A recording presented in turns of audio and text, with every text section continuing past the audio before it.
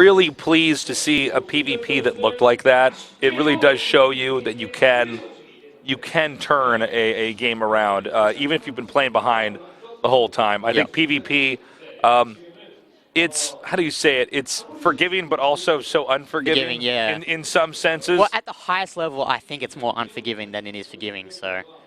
Well, I mean, I think there was a moment when they got into that outside natural, and we saw 2 disruptors come in, and the connections were so good.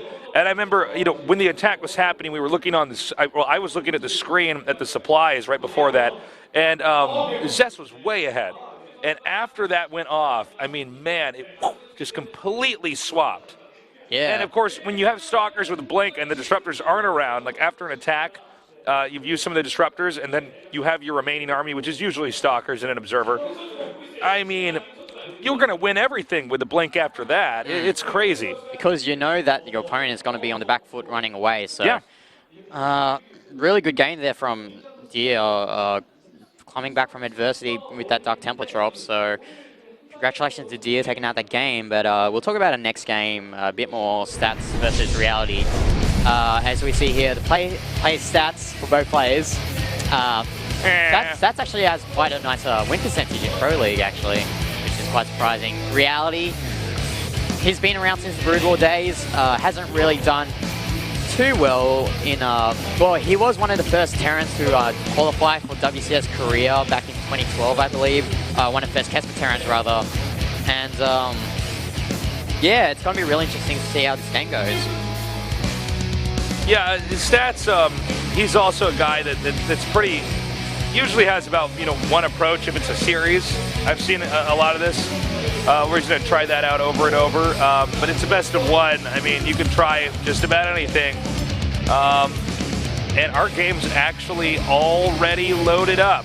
This is also the first PvT that we've seen so far today, I believe, if my memory serves me correctly. So we're going to see how the game has changed with the Adept nerfs and the Mothership Core nerfs as well. Wow. I'm in the minority here. Yeah. I think Reality is a safe bet, though. I think he's pretty good. Yeah, Reality is a really good player, but Stats is also a good player as well, so. Yeah, who knows, man? We're going to go right into this.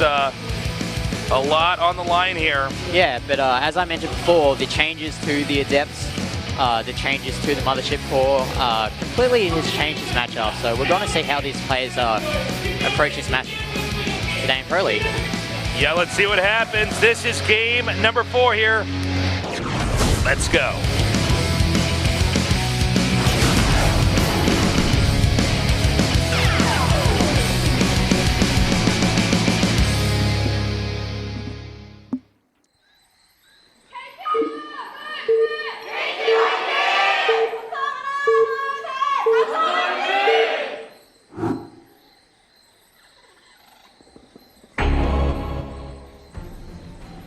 In the bottom left, in the red, pressure's on, he is Stats. In the upper right, in the blue, Reality. Ruins of Seras, a very large map.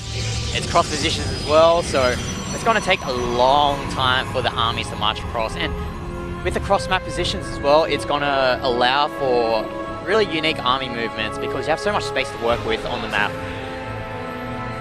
Yeah, let's see what direction this takes here.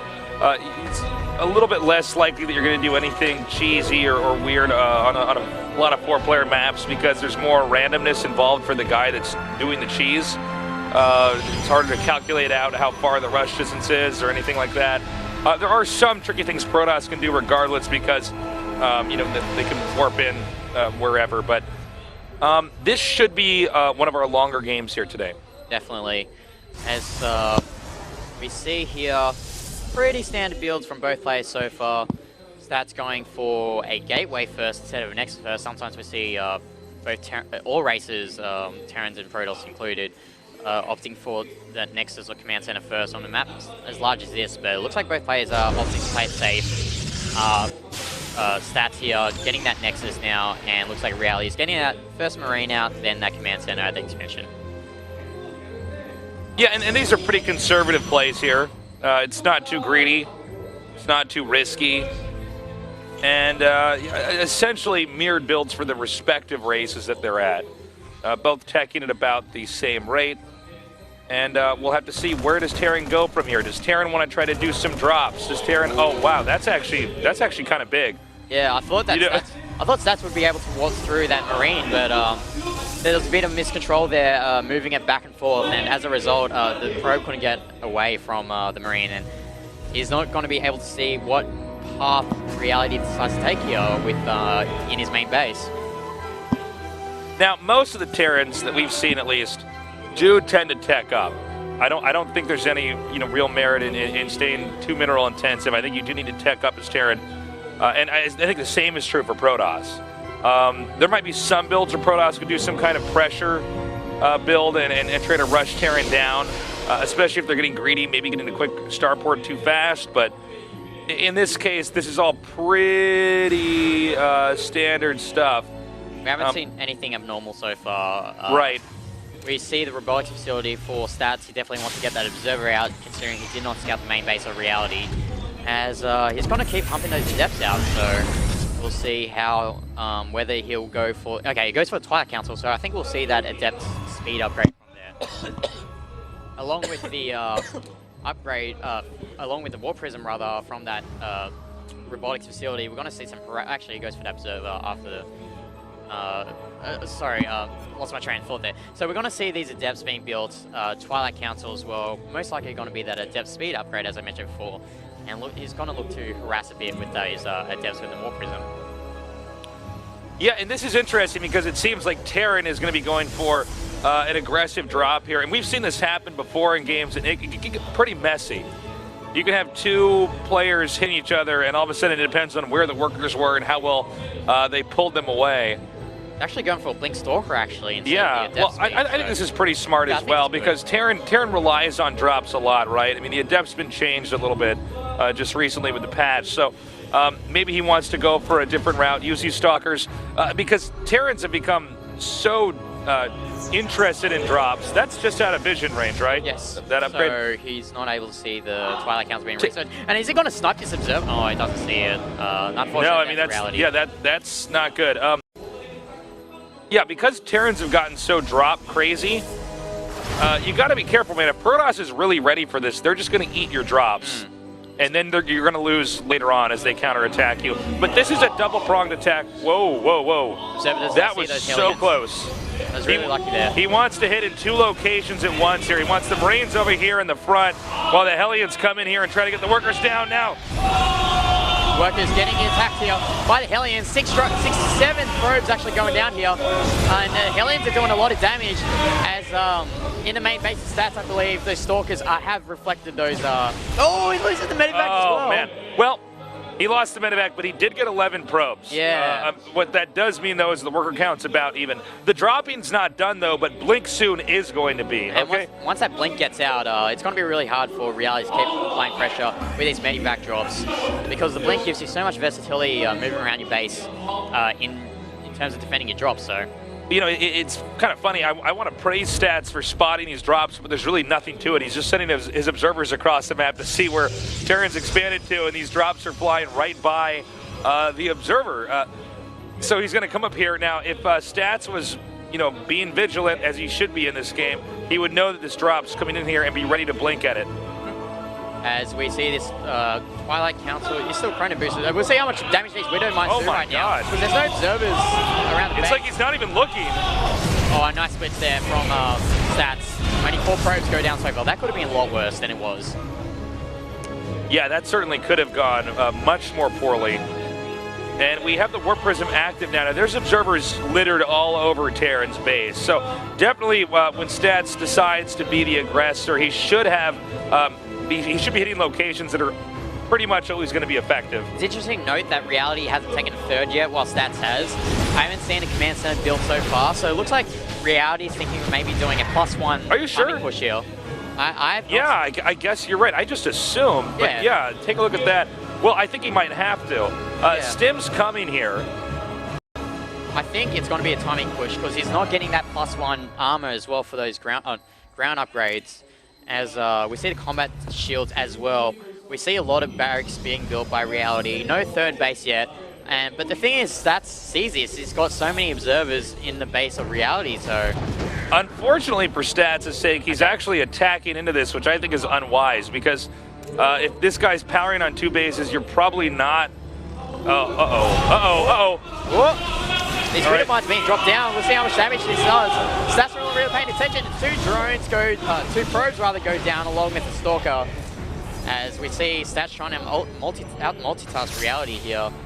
We'll see what he can pick off as Reality actually realizing that going for a 2-base power build is not the right choice. Gets that command center down, but that command center went down soon, really late. All right, he's coming down now, stimming.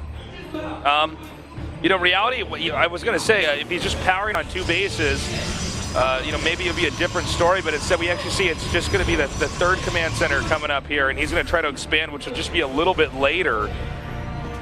Yeah. And this is actually Stats keeping Reality on his toes right now. Yeah, I love this is pretty big. I love this blink play from Stats, sniping that command center SCV that's always building over and over again, delaying that 3rd even more, giving him that economical advantage. And Stats is actually going for a 4th base right now, which makes a lot of sense considering he pretty much has control of the game so far, using these Blink Stalkers to stop Reality from moving out.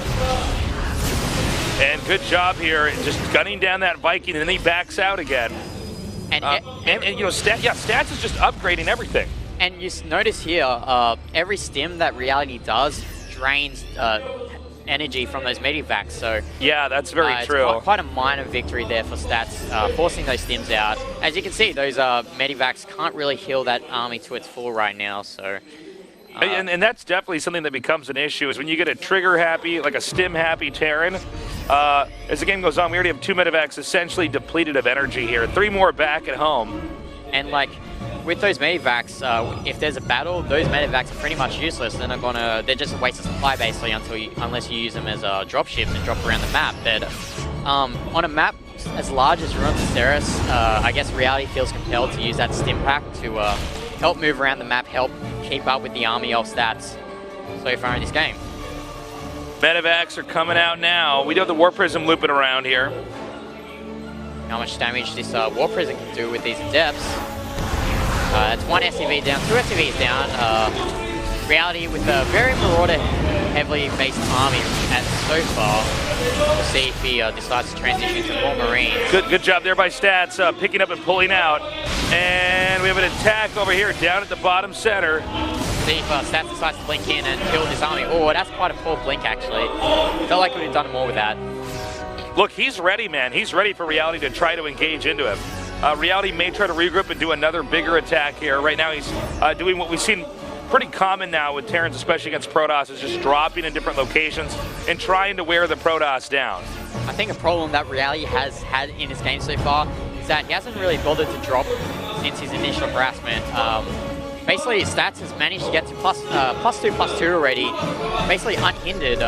It would have been nice if Reality can't even get, he doesn't get that observer at all, which is unfortunate. He gets it now, but as I was mentioning before, Reality hasn't had the chance to attack those forges, and soon enough, Stats is going to be ahead in upgrades, because remember, Reality was very slow with his upgrades, so he's only getting his army right now and the engineering bay, giving a big window of time for Stats to do a huge attack. As we see a huge drop here in the main base. Huge drop coming up here. And that's actually a kind of tricky angle right now for the Protoss to engage. I love the Psionic Storm planted just down there. We have a few Adepts coming in. The Stalkers now coming in for an angle, and you can actually see kind of a funny concave, convex situation. Protoss is actually just beginning to surround this from all sides. And Reality has to back off there. And Medivac with the units there. It's unfortunate for Reality. He's pretty much stuck those medivacs with those units at that position, but it looks like Reality is actually just rallying a lot of units over to the base of Stats. It's pretty smart. He keeps that 1 Adept there with the Stalkers, so we can try to blink and get that a little bit later on. And I don't believe that Reality is aware that there's actually something in the watchtower over there. Meanwhile, coming up here is a full-on engage here from the Terran coming down now. Protoss needs to get his army together. But this is nice. Yeah, really nice defensive from Stats, and as I mentioned before, Reality is really behind on upgrades. He's only just started 2-2, and at this stage of the game, you should not be starting on 2-2. You should be keeping up with Protoss, and as +3 attack and +3 weapons, +3 armor rather for stats. The +3 weapons is nearly done for stats, and we're going to see an Oracle out, and I love seeing these Protossers getting that Oracle for that revelation to see where the armies of the Terran and Zergs of their opponent basically are. You know, Legacy Void. I don't know if Reality can engage us at all. I think this is actually too small of an army. I'm not sure if Reality is actually in touch with just how big this Protoss army is. I think he's convinced that, or at least was, it seems like he's backing up now, convinced that there must be much less back there defending. But instead, I mean, he's just, Stats is finished the race, if you will, in the macro game here. And from here, he might want to debate just pushing forward now. Oh my God! Drop, though, but nice Ionic Storm. We'll see if there's some feedback as well, but Stats pretty much eating that drop alive, and looks like Stats does not have to worry about those medivacs as much as he had to before. There's only a few units in those medivacs, so as we see here, Stats marching up. He's nearly maxed out. He's getting that 5th base up as well. Stats is in a really commanding position in this game, especially with that upgrade lead. Okay, Stats is grouping up now here at the center right. And Reality is actually moving more towards the direct center. And this might cause Stats to cut off Reality's army. This is a funny position that they're in right now. Although it depends. If Stats goes towards the upper right, then maybe Reality can hit this army from behind. Oh, nice job denying that attack upgrade. That hurts even more for Reality. Which is pretty huge, by the way, especially in this matchup. Taking out the infantry range attack upgrade, I mean, it's really bad. As Reality has to flee from his 3rd base. He's trying to get a perfect angle to defend from this attack, but looks like Stats is just going to back off doing the damage that he did so far, taking out 18 SCVs. And he's also getting that Tempest Tech up. He's getting Dark Templars to do some harassment. It's going to be really hard to see how Reality can get back into this game losing that command center. Yeah, well, especially with the pressure on right now. Reality doesn't really have anywhere he can expand. He doesn't quite have an army that I think he can comfortably engage with. So he's setting up these Liberators. However, I think Stats can just keep playing keep away. As you can see here. Oh my God, that is huge.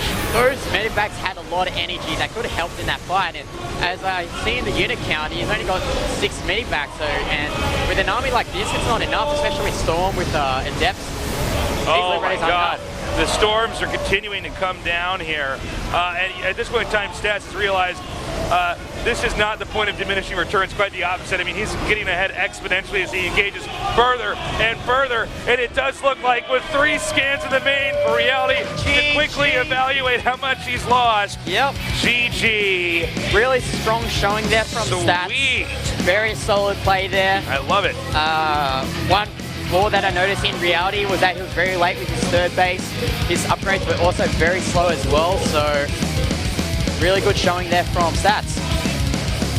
Nice game. Stats, really good job. I mean, I'm really impressed, man.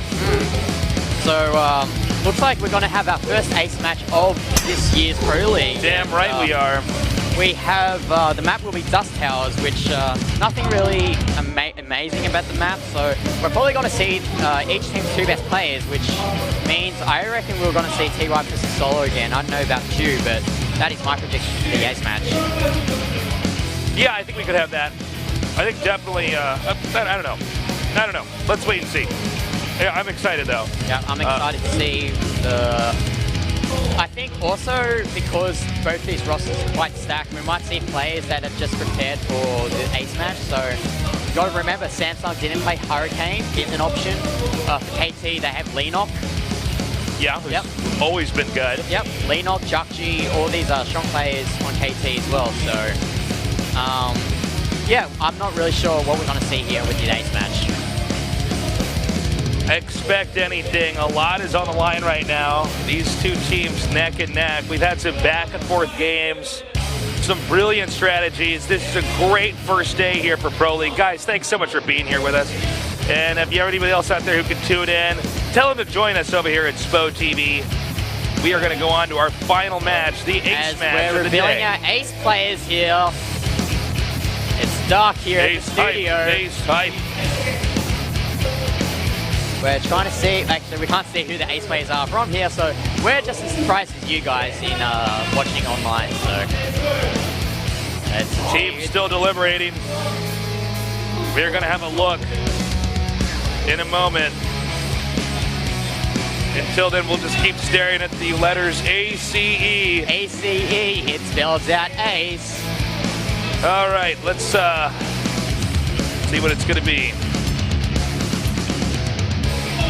As we're still waiting for the ace players.